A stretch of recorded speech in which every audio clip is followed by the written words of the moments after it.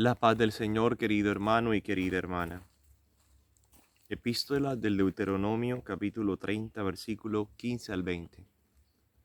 Moisés habló al pueblo diciendo: Mira, hoy te pongo delante la vida y el bien, la muerte y el mal, si obedeces los mandatos del Señor tu Dios, que yo te promulgo hoy, amando al Señor tu Dios, siguiendo sus caminos, guardando sus preceptos, mandatos y decretos, vivirás y crecerás. El Señor tu Dios te bendecirá en la tierra donde vas a entrar para conquistarla. Pero si tu corazón se aparta y no obedeces, y te dejas arrastrar y te prosternas, dando culto a dioses extranjeros, yo te anuncio hoy que morirás sin remedio, que después de pasar el Jordán y de entrar en la tierra para tomarla en posesión, no vivirás muchos años en ella. Hoy cito como testigos contra vosotros al cielo y a la tierra. Te pongo delante vida y muerte, bendición y maldición. Elige la vida y viviréis tú y tu descendencia, amando al Señor, tu Dios, escuchando su voz, pegándote a Él, pues Él es tu vida y tus muchos años en la tierra que había prometido dar a tus padres Abraham, Isaac y Jacob. Salmo 1. Dichoso el hombre que no sigue el consejo de los impíos, ni entra por la senda de los pecadores, ni se sienta en la reunión de los cínicos, sino que su gozo es la ley del Señor, y medita su ley día y noche. Será como un árbol plantado al borde de la acequia, da fruto en su sazón y no se marchitan sus hojas, y cuanto emprende tiene buen fin. No así los impíos, no así serán paja que arrebata el viento, porque el Señor protege el camino de los justos, pero el camino de los impíos acaba mal.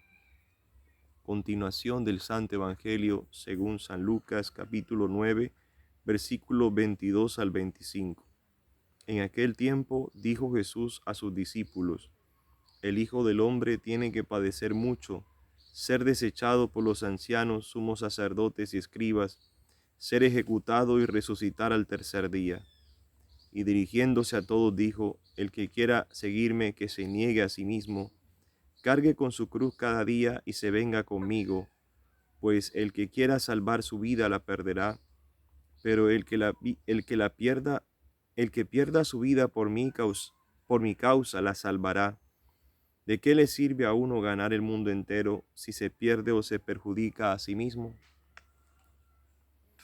Bueno, hermanos, aquí está el libro del Deuteronomio que nos pone los pies sobre la tierra y nos dice: elige la vida o la muerte, la gracia o la desgracia. Entonces, miremos que el camino que nos propone Jesús es un camino de, de cruz en el Evangelio, y esa cruz donde pendió nuestro Señor, se derramó su sangre y nos salvó.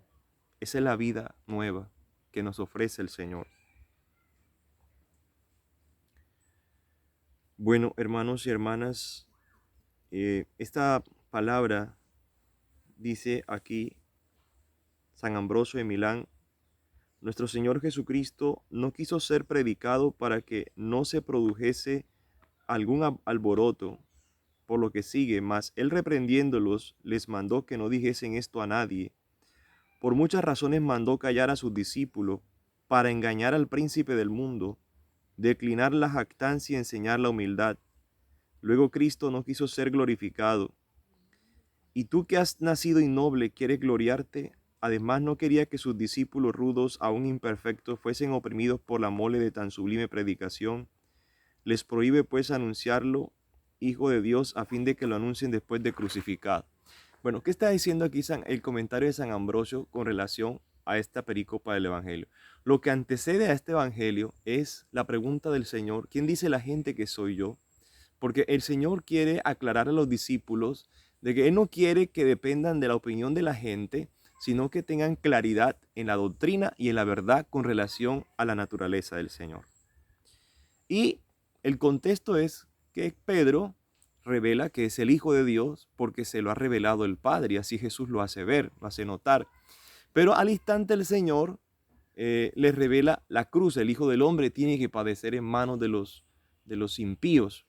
Pedro lo regaña y al regañarlo le prohíbe al Señor que ejecute ese plan. Y el Señor lo llama: Satanás, apártate de mí porque tú piensas como los hombres. Ese es el contexto. Por eso el Señor, cuando le dice a los discípulos, no le digan, no le revelen nada de esto, porque va a haber un escándalo cuando la gente se entere que Él es el Hijo de Dios, y verlo después crucificado de esa forma va a crear un escándalo en ellos.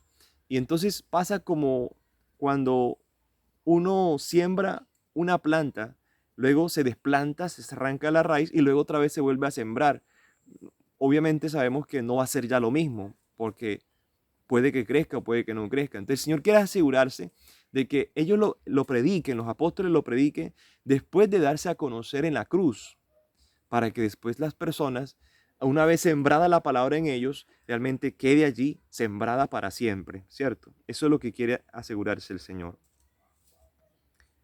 Entonces, dice San Cirilo: los superiores de entre los generales excitan a sus valientes al valor en el manejo de las armas, no ofreciéndoles únicamente los honores de la victoria, sino diciéndoles también que su memoria será gloriosa si sucumben en la pelea.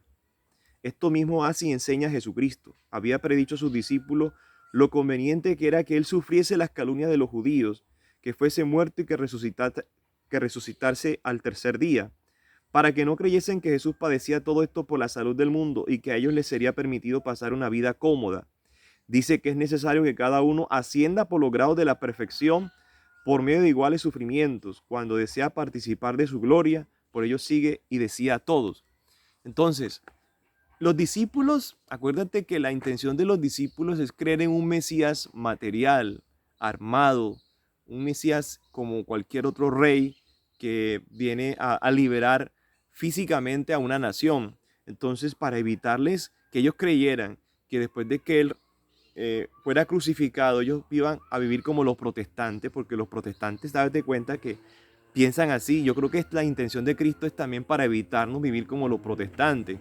Mira que en estos días un protestante me decía: no, ya Cristo murió en la cruz, ya nosotros, me dio a entender, ya nosotros tenemos que disfrutar esto. ¿Te das cuenta?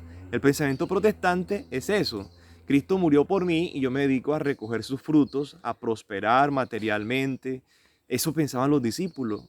Por eso Judas Iscariote, uno de ellos, quería que el Señor produjera para sus intereses. Y así hay mucha gente que no estamos hablando solo de protestantes, también hay gente católica que piensa así. De hecho, hay líderes entre ustedes, especialmente uno, pero no digo el nombre, que utiliza, no estoy hablando de sacerdotes, no me pero sí una persona religiosa que utiliza las cosas de Dios para provecho suyo, inclusive tradicionales. Las cosas tradicionales, aprende las cosas tradicionales para parecer que sí sabe y a llamar la atención de los demás católicos. Y vende cositas y va vendiendo cositas a las personas y va vendiéndole la idea de que hay que construir cosas, pero en realidad es como Judas Iscariote. Usurpa las cosas de Dios para provecho propio. Mira que Judas Iscariote actuaba así. Y uno de los personajes que la Biblia nos va a hablar en los días santos es de Judas Iscariote, los primeros días santos. Él, a nombre de los pobres, a nombre, él decía, así como los comunistas son así, los comunistas dicen: hay que luchar por los pobres, pero en realidad ellos son los que quieren ese dinero que le va a entrar a los pobres. Entonces, hermanos y hermanas, Jesús ya estaba hablando, nos estaba advirtiendo con esto del protestantismo, del comunismo y de los falsos católicos que a nombre de la religión quieren obtener ganancias materiales. Entonces, hermanos y hermanas, mucho cuidado porque inclusive nuestras oraciones a veces son muy materialistas, solamente es para pedir cosas materiales. Señor, ayúdame esto, o tenemos al estilo protestante esto y Dios está ahí solamente para eso, para que me multiplique los panes y los peces, y por eso Jesús dejó de hacer milagros de multiplicación de panes, los hizo como 3 veces, 2 o 3 veces, pero ya está ahí, porque la gente quería utilizarlo a Él y no se puede utilizar a Dios y manipularlo para nuestras conveniencias materiales. Bueno, sí se puede pedir para para un trabajo, para las cosas, la solvencia, pero conforme a la voluntad de Dios, no solamente reduciéndolo a eso. Yo no estoy diciendo que pedir por las cosas materiales sea malo, no, sino reduciendo solo a eso. En el peor de los casos, la gente que utiliza la misma iglesia para sus conveniencias. Entonces, hermanos y hermanas, aquí dice San Basilio, cuando dice venir en pos de mí, propone a los que quieren obedecerlo su propia vida como modelo de una vida perfecta, no insinuando que lo siguiesen corporalmente, lo que sería imposible a todos estando ya el Señor en el cielo, sino con una imitación fiel de su vida según la medida de nuestras fuerzas. Bueno, entonces aquí está el Señor invitándonos a seguirlo, seguirlo en la renuncia de uno mismo. Y el mejor servicio que le podemos prestar a Dios es desprendernos de nuestros propios intereses para hacer los intereses de Dios nuestros y trabajar para la gloria de su reino y salvación de las almas, que es lo que a la final le interesa a Dios. Que Dios te bendiga, que la Reina de la Paz te conceda su bendición maternal en el nombre del Padre, del Hijo y del Espíritu Santo. Amén. Que tengas un feliz día de adoración y de mucha oración.